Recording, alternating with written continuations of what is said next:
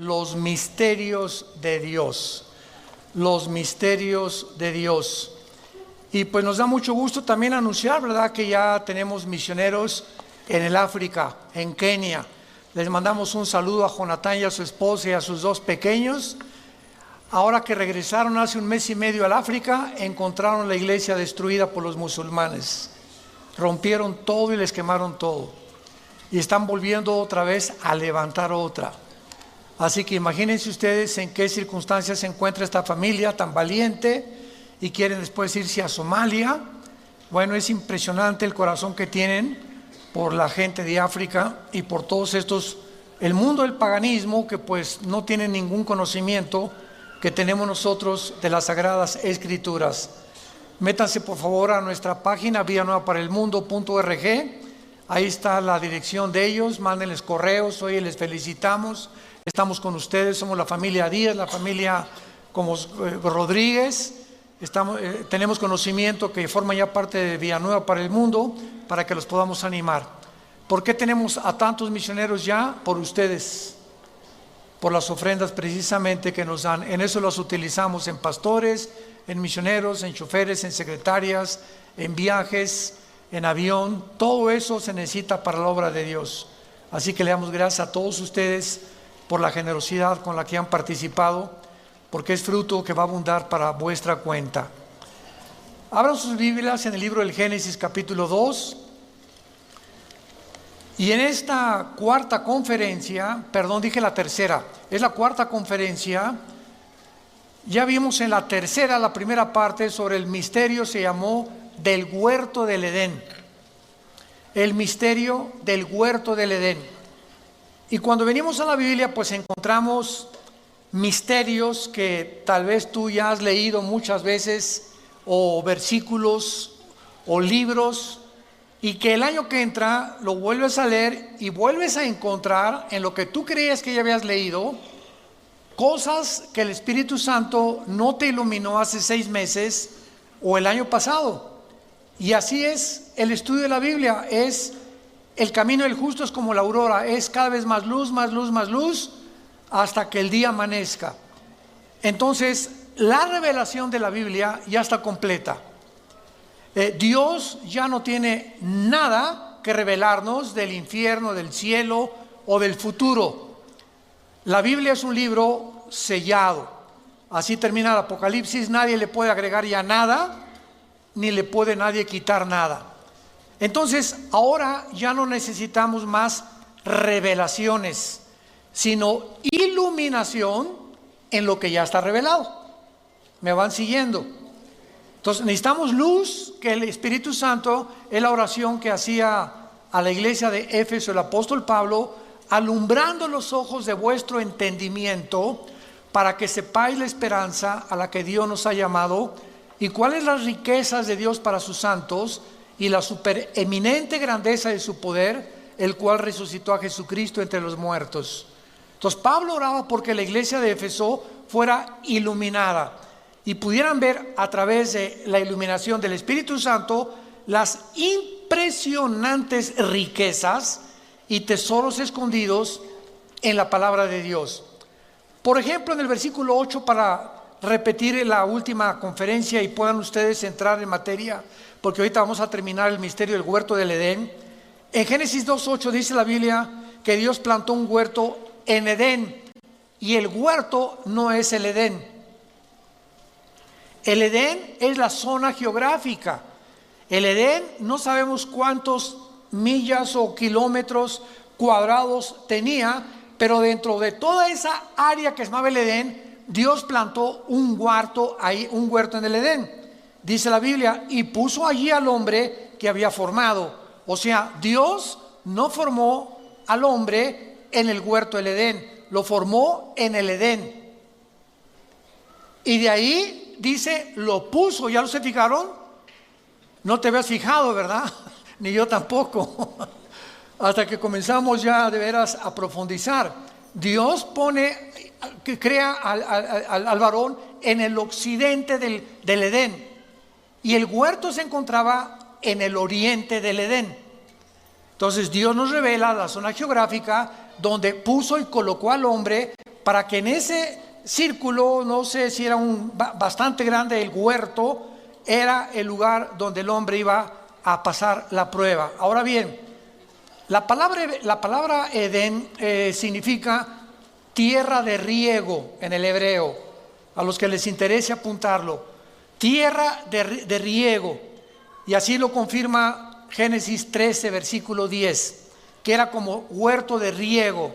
Y la palabra huerto es la palabra hebrea gan, con G de gárgara, A de Armando, N de nana, gan, así como suena, y se tradujo jardín o se tradujo huerto. Entonces muchas versiones de la Biblia mencionan el jardín del Edén o el huerto del Edén. Son palabras sinónimas. Y en último lugar vimos también en la última conferencia que había 4 ríos que salían del Edén y que regaban la tierra.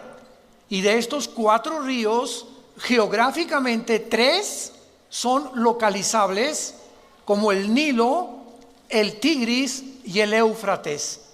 Que por ejemplo el Éufrates tiene 2.900 kilómetros de largo, y el Éufrates sale desde Turquía y atraviesa casi todo el Medio Oriente y desemboca en el estrecho de Hormuz o en el Golfo Pérsico. Y sabemos en Apocalipsis capítulo 9, versículo 10 en adelante, que ahí en el río Éufrates se encuentra la zona más grande de maldad del mundo entero. En esa zona geográfica, entre Siria, Irak e Israel, se encuentra una zona de maldad donde 4 ángeles están atados junto al río Éufrates, ángeles caídos esperando ser desatados para la batalla final del Armagedón y la tribulación que describe el Apocalipsis. Ahora bien, esto es muy interesante también, ¿verdad? Porque vemos que estos 4 ángeles, ¿por qué 4? Yo me preguntaba, ¿por qué son 4? Y esto es muy fácil de poder deducir. La Biblia nos revela que del libro de Daniel hasta que venga el anticristo iban a surgir 4 imperios, y el quinto iba a ser el imperio del anticristo. Entonces, del libro de Daniel hace 2600 años a nuestros días, cada imperio que surgió en la historia, los babilonios, los medos con los persas que se unieron, en tercer lugar el imperio griego de Alejandro el Magno y el imperio romano, tenían un principado cada uno. Y esto lo explica Daniel capítulo 10, cuando Dios manda un ángel al planeta donde tú y yo vivimos con un mensaje para Daniel, y cuando bajó del cielo el ángel de Dios, un ángel al servicio de Dios, se le atravesó un principado que impidió que el ángel llegara donde estaba Daniel para traerle la profecía de las famosas 70 semanas del capítulo 9 del libro de Daniel.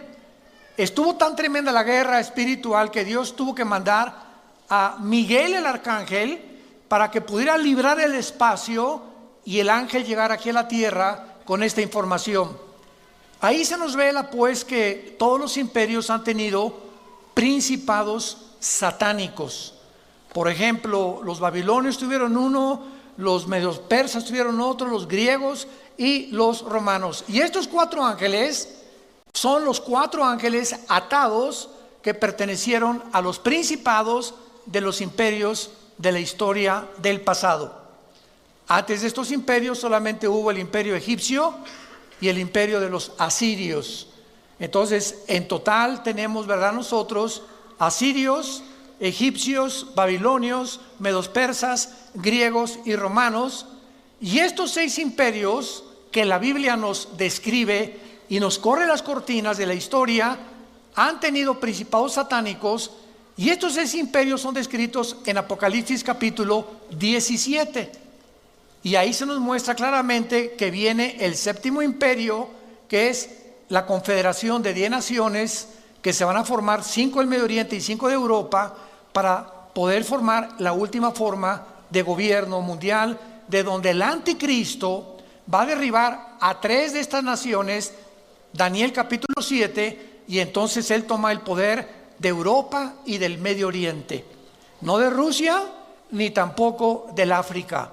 Entonces el anticristo no va a ser el dictador del mundo entero, como no lo fue Hitler, ni Mussolini, ni Stalin, ni Saddam Hussein, ninguno de los dictadores. Han sido fracciones del mundo geográficas en la que ellos han podido controlar. El anticristo controlará, repito, Europa y el Medio Oriente nada más. Rusia se va a aventar contra Israel, y entonces la coalición del sur, que tal vez sea Egipto con naciones del norte de África, se encontrarán en Israel para la tercera guerra mundial, que la Biblia la llama la batalla del Armagedón. Muy bien. Es importante ahora en esta cuarta conferencia entre el huerto del Edén, que estamos como uno de los misterios de Dios, contestar la siguiente pregunta. ¿Realmente el huerto del Edén se encontraba en Irak, en Siria o en Jerusalén? Entonces vamos a ver ahorita, a través de nuestra investigación y nuestro estudio bíblico, de qué forma la Biblia nos muestra que el huerto del Edén fue el lugar donde Dios tenía reuniones con los ángeles y donde Dios tenía reuniones con Adán. Por ejemplo, en Génesis 3:8 dice que Jehová caminaba con Adán y la voz de Dios se oía en el huerto del Edén. O sea, desde el principio de la creación, Dios ha querido tener comunicación con nosotros, comunión con nosotros. Nos creó Dios para que lo conociéramos, para que supiéramos que estamos debajo de una deidad, de un creador, diseñador inteligente, y Dios ama la comunión. Entonces el huerto del Edén se pierde, y vemos nosotros en el tabernáculo, que fue inmediatamente después el primer lugar donde Dios se volvió a reunir con el ser humano, que fue el lugar que Dios escogió para restablecer la comunión. Entonces en el tabernáculo estaba el lugar santísimo, el lugar santo, el atrio o el patio, donde el sacerdote, sumo sacerdote, entraba en septiembre y octubre, que es el mes que nos corresponde al calendario hebreo, Tishri. Y ese mes, que es el mes de Yom Kippur, o el día de la expiación, el sacerdote entraba ahí y ofrecía sacrificio por todo el pueblo de Israel. Muy bien, Cristo muere en la cruz del Calvario y todos esos sacrificios del Antiguo Testamento se acabaron. Tetelestai, consumado es. Ya no más sacrificios, ya no más ofrendas por el pecado. Cristo en la cruz ofrece lo que todo en el Antiguo Testamento eran símbolos, y Él en la cruz muere en nuestro lugar, y Él es el Cordero tipificado en los sacrificios del Antiguo Testamento. Entonces, de Cristo a nuestros días, ya no necesitamos a ningún hombre que interceda por nosotros ante Dios. Ya no hay el patrón de los taxistas, o el patrón de la Virgen de la Macarena, la Virgen del Socorro, etcétera, etcétera, o Santo Tomás, o lo que sea. Ya podemos acercarnos, cada uno de nosotros, abiertamente, dice Hebreos 10, con confianza, con una conciencia tranquila, de que ahora me puedo acercar a Dios y llegar hoy en la noche a mi casa, o dar gracias por los alimentos en algunas horas más, y decirle: Padre, te doy gracias porque en este momento me estás oyendo.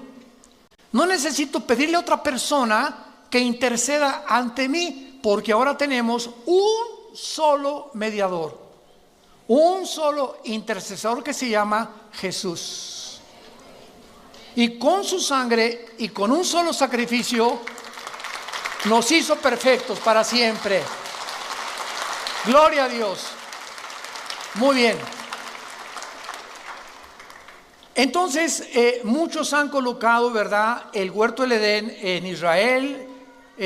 ¿Por qué? Porque Israel está situada, construida sobre un monte.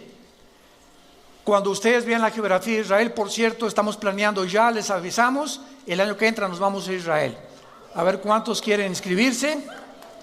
Va a ser la primera semana de junio, si Dios quiere, del año que entra. Así que vamos a llevarnos a mucha gente, va a ser un viaje precioso.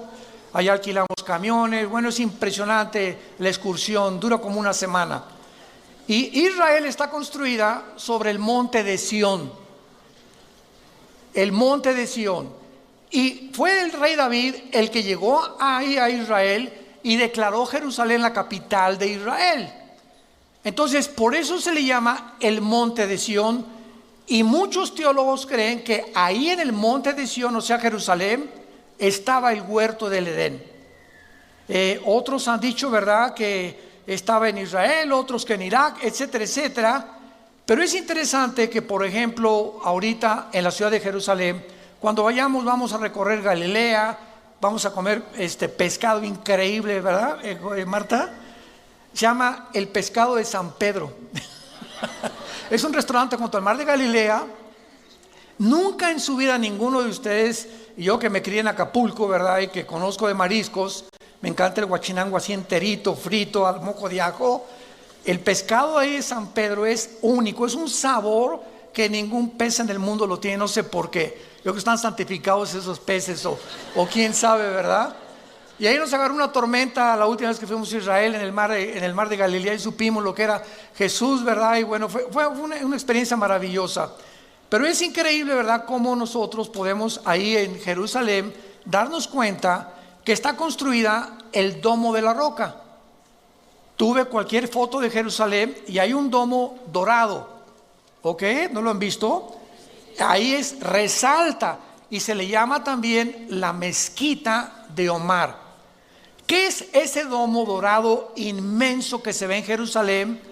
En el año 70 después de Cristo, el general Tito del Imperio Romano, hijo del emperador Vespasiano, llegó a Jerusalén y cumplió la profecía de Mateo 24, 3 y 4, que Jesucristo dijo: no quedará este templo tan precioso que reconstruyó el rey Herodes, no quedará piedra sobre piedra.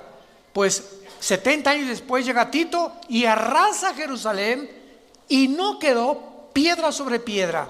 Muy bien, pasaron 6 siglos, en el año 600 después de Cristo, cuando un califa musulmán construye exactamente donde estaba el templo judío, de donde ofrecían los sacrificios y las ofrendas, ahí encima construyen la mezquita de Omar y el domo de la roca. En otras palabras, debajo de ese domo se encuentra el templo judío.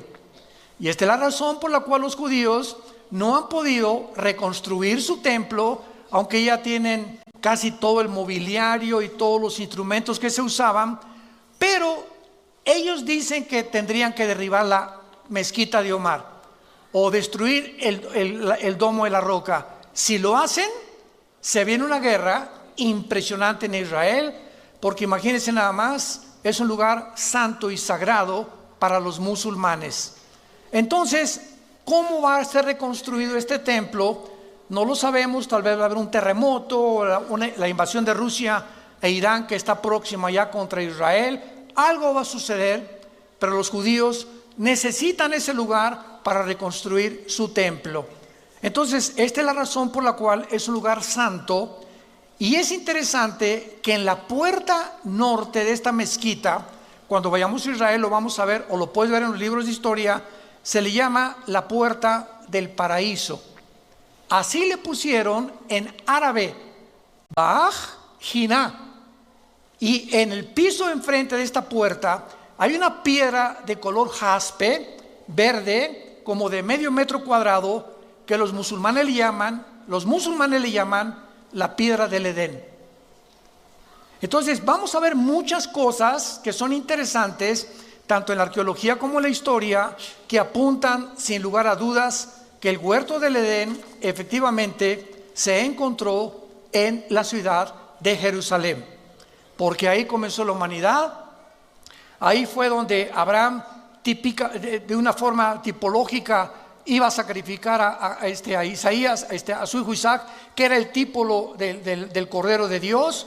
Ahí en Jerusalén Jesús vivió, murió, fue enterrado, resucitó en Jerusalén, ascendió hacia el cielo y en Jerusalén terminará la humanidad. Por eso les digo, apúrense, vámonos antes que se acabe todo. Ahí va a acabar la humanidad, de acuerdo a la Biblia. Zacarías 12, del 2 al 3, dice en Zacarías 12, capítulo 2, versículos 2 y 3, que Jerusalén se va a convertir en una piedra pesada para los pueblos que se congreguen en contra de ella, en el día en que Dios vaya a permitir que las naciones sitien a Jerusalén y venga la guerra del Armagedón. Apocalipsis 16, del 10 en adelante. Muy bien, ahora vamos a ver el terreno espiritual. Sabiendo que la ciudad de Jerusalén, todos estos antecedentes nos van a ayudar a llevar a una conclusión lógica, histórica y teológica. Sabiendo que la ciudad de Jerusalén es el centro del conflicto espiritual de los siglos, es lógico que ahí se lleve la tercera guerra mundial, la batalla del Armagedón. Veamos algunos pasajes en la Biblia, por ejemplo, en el libro de Joel. Joel capítulo 3, versículos del 9 en adelante. Con cuántos detalles se describe la tercera guerra mundial. La buena noticia es que ya no vamos a estar aquí nosotros. Eso está garantizado 100%. Y dice así, Joel capítulo 3, versículo 9 en adelante. Proclamad esto entre las naciones, proclamad guerra, despierten a los valientes, acérquense, vengan todos los hombres de guerra. Forjen espadas de vuestros asadones, lanzas de sus hoces, diga el débil, fuerte soy. Júntense y vengan, naciones todas de alrededor, y congréguense, hagan venir allí, oh Jehová, a tus fuertes. Despiértense las naciones y suban al valle de Josafat, porque allí me sentaré para juzgar a las naciones de alrededor. Acuérdense que este juicio está en Mateo 24 y 25, cuando Dios va a separar a los cabritos de las ovejas en su segunda venida al mundo. Ahí se va a sentar en Jerusalén Dios, en el valle del Armagedón o en el valle del Megido, que también se le llama el valle de Josafat. Echad la hoz porque la mies está madura. Vengan, descender porque el lagar está lleno. Rebosen las cubas porque mucha es la maldad de ellos. Muchos pueblos en el valle de la decisión. Es otro nombre para el valle del Armagedón, porque cercano está el día de Jehová. Siempre que vean ustedes en el Antiguo Testamento, siempre, sin excepción, el día de Jehová, el día de la ira de Jehová, son los 7 años de la tribulación. Es el día futuro donde Dios juzgará finalmente a Israel y donde el mundo, si Jesucristo no regresa, estaríamos a punto de autoextinguirnos, de autodestruirnos. El sol y la luna, versículo 15, se oscurecerán y las estrellas retraerán su resplandor.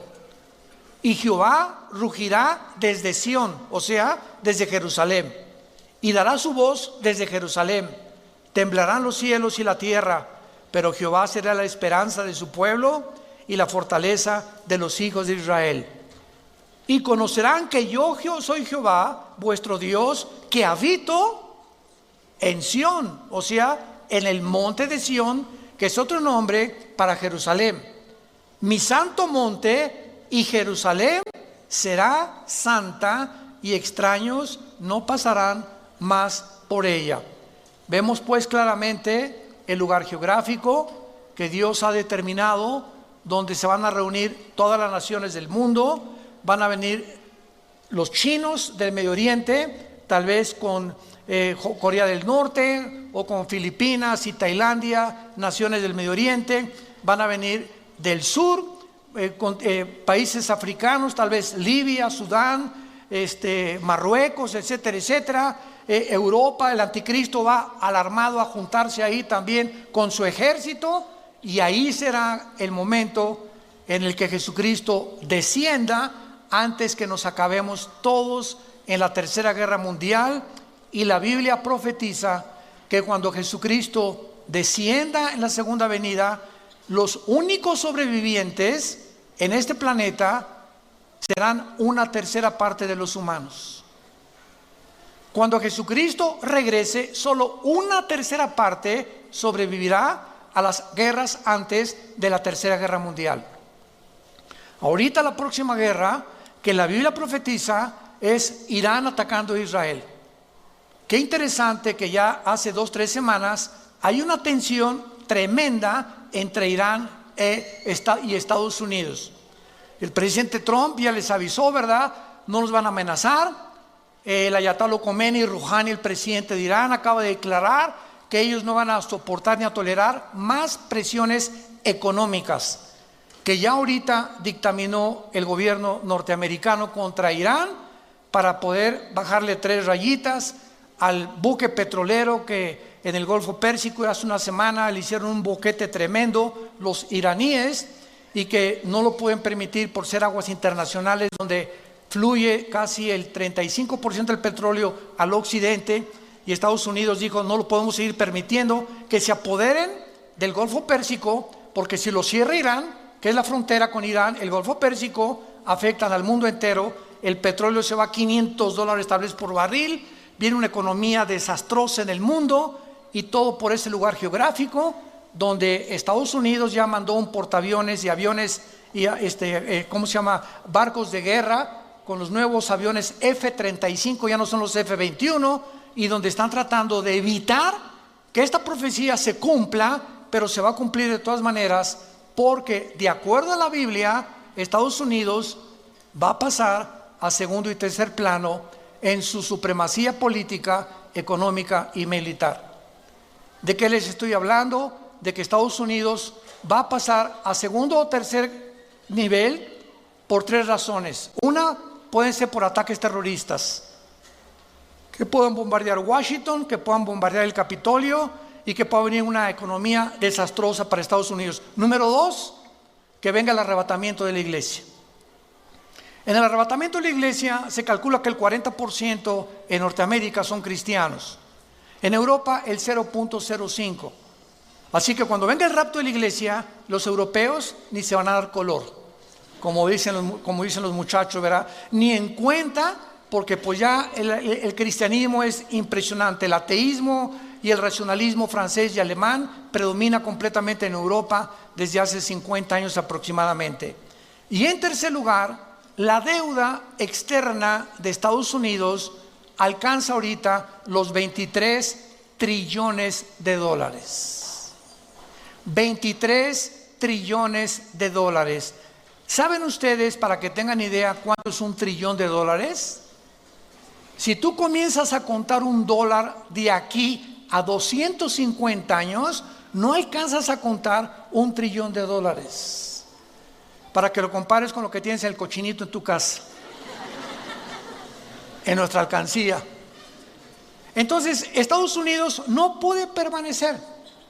Ahora bien, en el momento en que algo sucede en Estados Unidos, en esta época que estamos viendo, no sabemos cuándo, en ese momento Rusia aparece en las profecías de la Biblia con China y con Irán. Ezequiel capítulo 38 del 1 al 6. Irán aparece con el nombre en la Biblia de Persia. Y Persia se le cambió el nombre a Irán en 1935, a la República Islámica de Irán.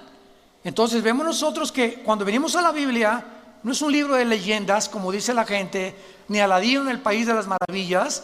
La Biblia está respaldada por la arqueología, por la paleontología, por la antropología, por la química, por la genética, por la biología, por la física, por cualquier disciplina que tú me quieras mencionar y cualquier persona que se atreva. Es un libro hecho por hombres y está lleno de contradicciones. Siempre la pregunta es, ¿ya lo leíste? Cabeza ¿de qué le decimos? Para no decir ya nada, ¿verdad? De aguacate me dijeron. Bueno, por favor, entonces estamos en un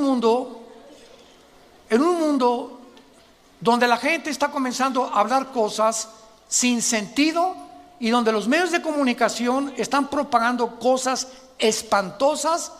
¿Por qué? Porque para que lleguemos al punto que la Biblia profetizó, antes de que nosotros naciéramos y antes de que pudiéramos comprender que los profetas hebreos hablaron al pie de la letra todo lo que profetizaron, el mundo tiene que llegar, escúcheme con mucho cuidado, a la destrucción de la familia. Tenemos que decir que hay una luz y la iglesia es la luz. No hay nadie más que la iglesia cristiana como la luz del mundo. Tenemos que alumbrar y tenemos que ayudar a tanta gente que están autodestruyéndose por una mala información.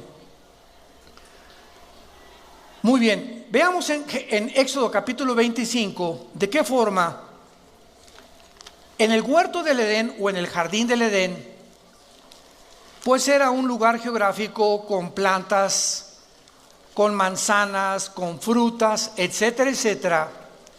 Y nos quedamos en la que Dios tenía su comunión ahí con el ser humano y el intento de Dios de restablecer la comunión con nosotros y decirnos cuál es el camino. Hizo el tabernáculo Moisés y el tabernáculo tenía dentro un menorá, era como una lámpara de 7 brazos que representaba el huerto del Edén. El menorá representaba el huerto del Edén. Y veámoslo por qué. En Éxodo 25, dice en el versículo 31 en adelante, cuando se ordena hacer las piezas del tabernáculo, pongan mucha atención y concéntrense en esto que es maravilloso. Harás también un candelero de oro puro, labrado a martillo, se hará el candelero en pie, su caña. ¿Qué es una caña? Es el tronco. Sus copas, que son las copas de las flores, sus manzanas y sus flores serán de lo mismo. ¿Habías notado eso? Que cada uno de los pilotes del candelero simbolizaban árboles, hablando de los árboles que tenemos aquí adentro, las neuronas. Vean ustedes a continuación, saldrán 6 brazos de sus lados, 3 brazos del candelero a un lado, 3 brazos del otro, 3 copas en forma de flor de almendro, una manzana y una flor, 3 copas en flor de almendro, en forma de flor de almendro, otro brazo, una manzana, una flor, así en los brazos que salen del candelero. Vemos nosotros que el candelero, que era la luz, era la forma en la que Dios estaba comunicándonos. Los expulsé del huerto del Edén, el jardín que les preparé porque les amo, y quiero decirles a ustedes en la construcción del candelero que no me he olvidado de ustedes. Les doy la representación del candelero ahora dentro del tabernáculo, para que puedan ustedes en su corazón recordar que soy un Dios que te ha amado con amor eterno y que no me he olvidado de ti. Cuando alguien se olvida de Dios, eres tú. Dios nunca se olvida de nosotros. Cuando alguien abandona a Dios, eres tú, no es Dios el que nos abandona. Dios nos dice: estaré contigo, no temas, nunca te dejaré ni te desampararé. Cuando sentimos que Dios nos ha abandonado, no es Él que nos ha abandonado, somos nosotros. Y al aislarnos de Dios, comenzamos a sentir el coraje. Cuando nosotros somos los que culpables de perder la comunión con Él en la Biblia, y lo comenzamos a culpar de lo que nos está atravesando. Ya Dios nos pitó, ya me olvidó. Doña Chole, ahí está en el hospital. Ay, hermano pastor, nadie me ha visitado en el hospital. Me acaban de comunicar que tengo cáncer. Ya Dios me abandonó. Doña Chole, cuando Jesús moría en la cruz, ¿dónde estaba Dios? Podríamos decir, fue lo que dijeron los fariseos. ¿Cómo es posible, y los griegos, que este hombre se diga hijo de Dios? Si fuera hijo de Dios, Dios haría algo por él. Sin embargo, detrás de esa cruz y de ese sacrificio y de ese guiñapo humano en el que el Hijo de Dios se convirtió, se encontraba la sabiduría de Dios, el poder y el amor de Dios. Pero ¿cómo se podría interpretar así cuando un hombre ensangrentado moría en la cruz? Porque los pensamientos de Dios no son nuestros pensamientos, ni sus caminos son nuestros caminos. ¿Tú quieres con tu mente intelectual tratar de comprender a Dios? ¿Y quieres que Él piense como tú piensas? Es que si yo fuera Dios no haría esto. Y si yo permitiera a Dios, yo pensaría de otra manera. Claro que sí, cerebro de caracol y de chapulín. Esa es la soberbia intelectual que nos hace bajar a Dios y colocarlo en el banquillo de los acusados y convertirnos en abogados acusadores, en fiscales de Dios. Ahora tú contéstame, Dios, ¿por qué hiciste esto? ¿Por qué hiciste aquello? Cerebro de aguacate.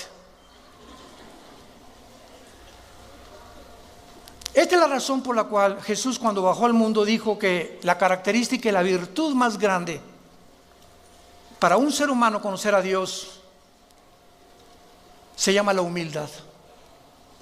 La humildad. Y la humildad no es, hermanito, ¿cómo está? Y andar con guarachitos y eso de que los pobres son humildes. ¿De dónde sacaron eso? Eso no es bíblico. La persona humilde, de acuerdo a la Biblia, es la persona que reconoce su incapacidad de gobernar su vida, ni su matrimonio, ni sus hijos, ni su negocio, que tiene necesidad de alguien más que lo saque del hoyo donde nos encontrábamos muchos de nosotros, de las tinieblas que cubrían nuestra mente hace muchos años para muchos de nosotros, que venga un rayo de luz y que nos muestre que existe otro mundo y que hay esperanza y que podemos vivir mejor, y ese reconocimiento se llama humildad. Porque hasta que tú no reconoces una entidad espiritual superior a ti, nunca conocerás la verdad. Te vas a meter en una cárcel intelectual donde yo soy escéptico, agnóstico o ateo o humanista o materialista o darwinianista o evolucionista, y ahí te encierras y jamás saldrás de esa prisión, porque Jesús vino a abrirnos las puertas de la prisión, a darle libertad a los cautivos, vista a los ciegos, dirección y camino a los humildes de corazón. Vemos nosotros pues aquí en esta descripción maravillosa de Éxodo 25, en el versículo 34, y en la caña central del candelero 4 copas en forma de flor de almendro. Otra vez flores, manzanas y flores. Habrá una manzana debajo de los brazos del mismo, etcétera, etcétera. Y en todo esto, ¿qué se está simbolizando? Un jardín. ¿Qué jardín? El jardín del Edén.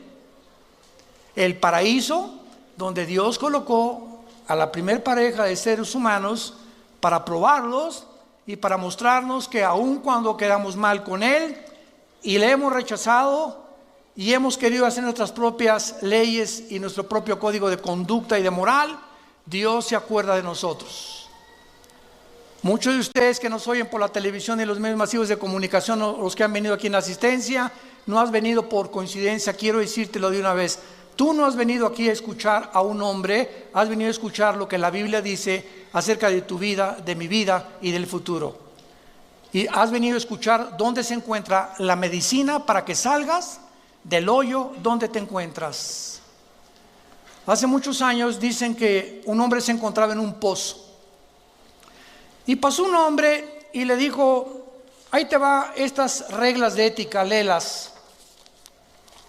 Y luego pasó otro hombre y le dijo, le sobó la cabecita y le dijo, te deseo lo mejor, que salgas pronto.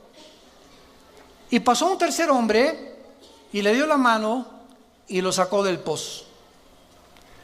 El primer hombre fue Confucio, el segundo hombre fue Buda y el tercer hombre fue Jesús. De todos los líderes religiosos que ha habido en el pasado, Él es el único que nos vino a sacar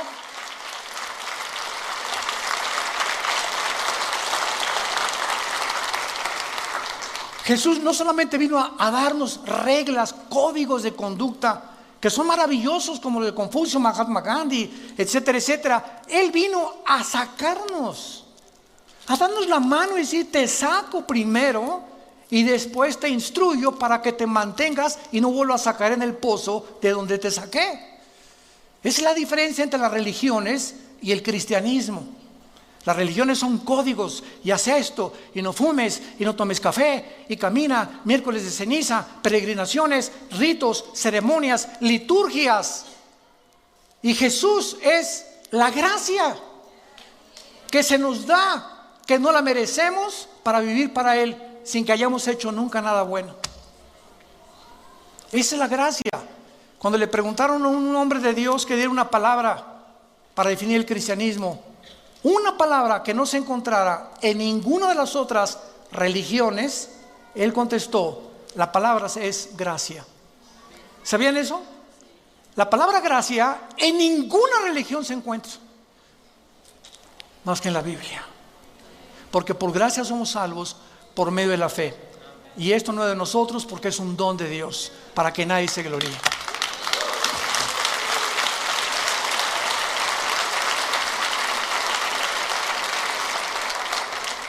Ahora, veamos la supremacía de Jerusalén en la Biblia también y a través de la historia, y pensemos seriamente en esto.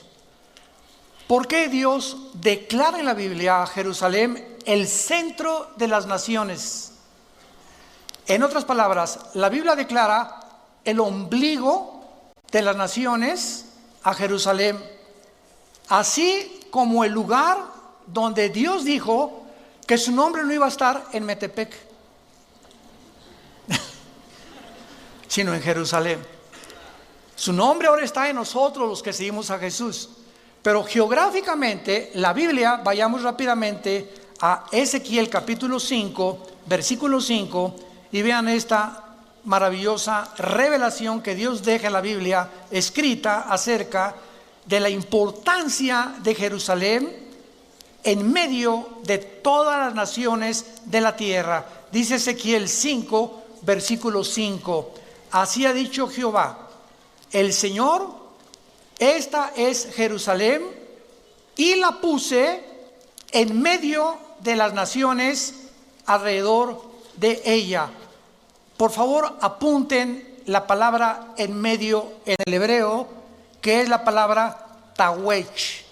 T de tío, A de Armando, W, E de Enrique, CH, tawech, que significa ombligo en el hebreo. Ahí claramente Dios nos muestra que Jerusalén es el ombligo o el centro de todo lo que Él ha hecho a través de toda la historia. Y además, vayamos rápidamente al libro de Apocalipsis, al final de la Biblia, en el capítulo 22, nos revela, al acabar la Biblia, un huerto del Edén establecido al final de los tiempos otra vez. En otras palabras, lo que el hombre fracasó al principio de la humanidad en el libro del Génesis, la Biblia termina todos nosotros regresando con nuestra Eva y ustedes con su Adán. ¿Arroz? A ver si es cierto, dicen algunos, ¿no? Y mi esposa ya no estará tan gordita como usted, hermano. Y se parecerá a Rambo, mi esposo, en aquel tiempo. Miren, todas estas cosas, ni te preocupes cómo se van a parecer, porque si en el momento en que nosotros estemos viviendo en el milenio, en el nuevo jardín del Edén, que es el reino milenial de Jesucristo, es en lo menos en lo que te vas a ver. Ya no vamos a ser tantos atraídos por el físico, sino por la espiritualidad en la que podemos vernos a nosotros, no como objetos sexuales o como objetos que anhelamos o como pasiones, sino algo mucho más profundo que es la atracción espiritual. Ahorita, ¿qué es lo que predomina en el mundo? Las pasiones sexuales. Y todo el relajo que estamos viendo y toda la confusión que hay en el mundo son solamente seres humanos, hombres y mujeres, donde le han abierto la jaula a su vida interior, han dejado que el león que traemos, el monstruo que traemos, salga de nosotros y lo único que veamos es sexo. Sexo, es nada más sexo. Ya no importa tener hijos, ¿verdad? No me importa no tener hijos, sino simplemente es que es el nuevo amor. Cuando ni siquiera la palabra amor se puede definir por los seres humanos. Porque en 1 Juan capítulo 4 dice la Biblia que Dios es amor, pero ese amor de Dios no es el amor eros, no es el amor fileos, es el amor ágape, que es el amor incondicional, sacrificial, que respeta nuestro género. ¿Ok? Qué tremenda, qué cosa más tremenda, ¿no? Y ya no oímos en la televisión, pues es que nos amamos, no saben ni lo que es, no saben lo que estás diciendo, definen por favor el amor. Pues la atracción se parece a Travolta, yo me parezco a otro artista de televisión, ¿verdad? Y pues somos atraídos o mujeres. Entonces es la confusión que vivimos, porque ya no sabemos ni qué estamos por lo que siendo atraídos, ni por qué a fuerza interior nos está robando nuestra identidad, porque vivimos en ese mundo de confusión.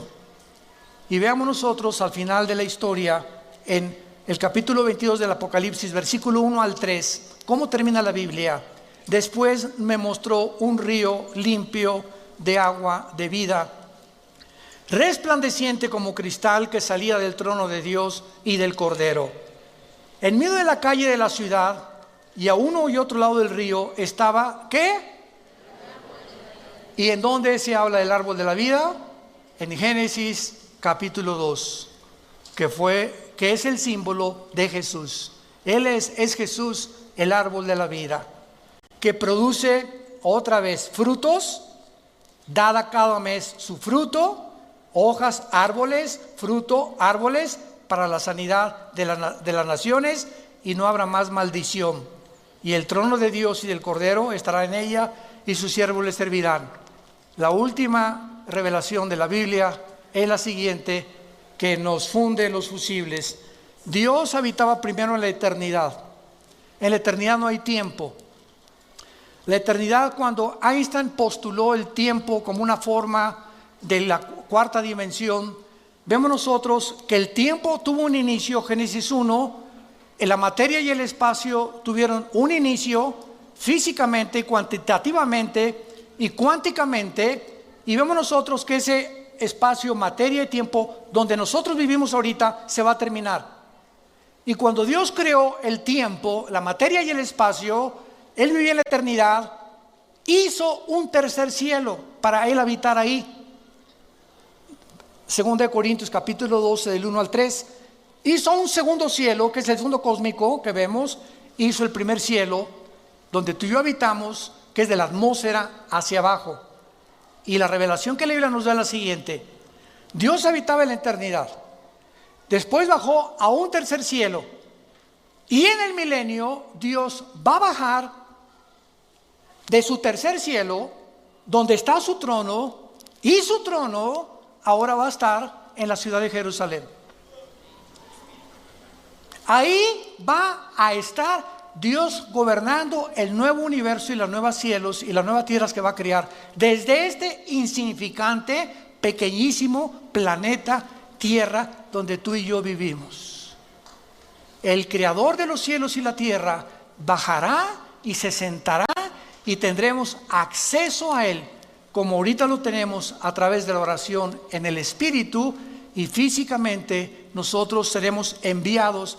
No sé cuántas galaxias o cuántos mundos va Dios mandar, pero somos nosotros la insignificante iglesia, que somos menores que los ángeles ahorita en sabiduría y en poder, que nosotros vamos a ser puestos arriba de los ángeles.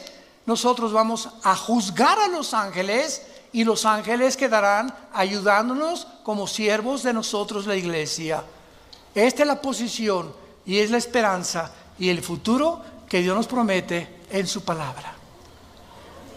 Para que no pierdas la esperanza a la que fuimos llamados hasta el final de tu vida. Tu fe y mi fe no es en vano. No es en vano haber confiado en el Hijo de Dios, en el único que nos ha dicho: yo soy el camino, la verdad y la vida. Síguelo hasta el final de tu vida. No desmayes, no te desanimes, levanta tus alas como las águilas, porque Él te dará nuevas fuerzas. Y si tú has venido en este momento desanimado, desilusionado de tantas cosas, el mundo, en el basurero que nos rodea, porque el mundo está oliendo ya a putrefacción, ya por todos huele a putrefacción, ya amenazas de guerra en la economía, moral, degeneración, perversiones. Esto se va a acabar pronto. Él viene por nosotros, y en ese día sabrás que valió la pena confiar en el Hijo de Dios. No quisieran muchos de ustedes venir en esta mañana a la cruz de Jesucristo. Te damos gracias, Señor, en esta mañana por tu palabra, porque nos manda, Señor, que podamos nosotros en nuestro entendimiento fijarlo ya claramente y esperar por completo en la gracia que se nos traerá cuando Jesucristo sea manifestado. Aquel varón que bajó del cielo a este mundo, que fue crucificado, muerto, enterrado y resucitado a los 3 días, vive y quiere entrar a tu vida en esta mañana, en la que Él a través de la Biblia te menciona que te ama, que no quiere tu condenación, que puede transformar tus pensamientos y te puede devolver tu identidad, que muchos han perdido, porque es el propósito satánico robarnos nuestra identidad. Oh Dios, gracias por haber bajado a tendernos la mano y a morir por nosotros en una cruz. Y si alguna persona quiere en este momento recibir a Jesucristo como su Señor y Salvador, para que Él entre a tu vida y te ilumine y amplíe tu comprensión del mundo invisible espiritual que nos rodea, y no camines ya en tanta confusión, en tantas opiniones de hombres como tú y como yo, que no tienen la verdad, ni tampoco la medicina, solo la tiene el Hijo de Dios, porque su sangre nos limpia de todo pecado.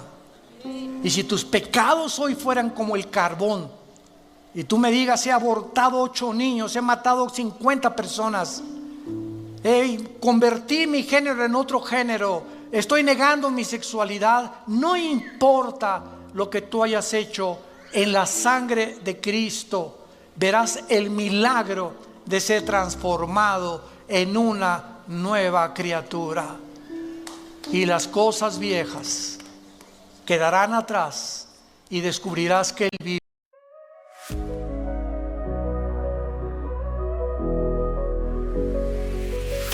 I saw you standing there, a spark in your eyes, caught in the moment, took me by surprise. Your smile lit a fire I couldn't ignore, something I'd never felt before. The world fades away, it's just you and me. A quiet kind of magic set me free. A kiss and everything starts. The chaos in my head was tearing me apart. This rush, this tingling in my veins, I hope this feeling forever remains.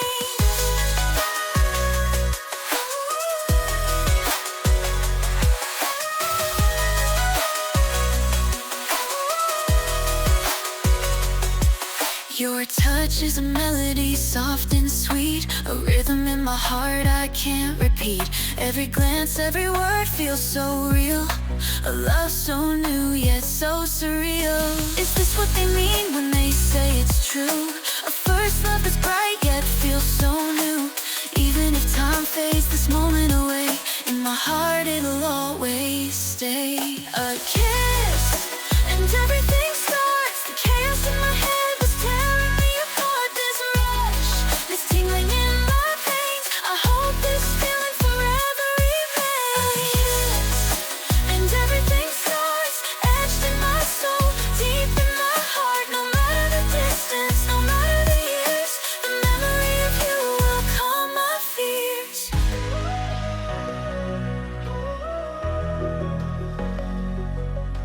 Time moves on, but I'm still holding tight to that fleeting moment that felt so right. Though life takes us down different roads, your love's the light that forever glows.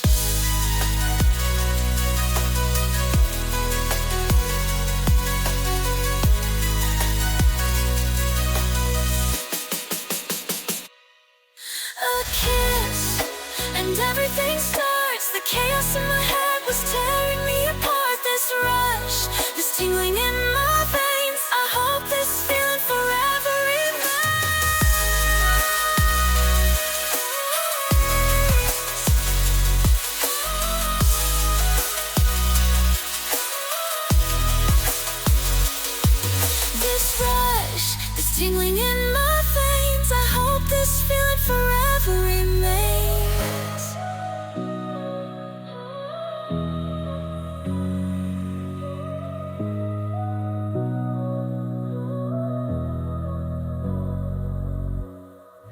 the kiss and everything starts. The chaos in my head was tearing me apart.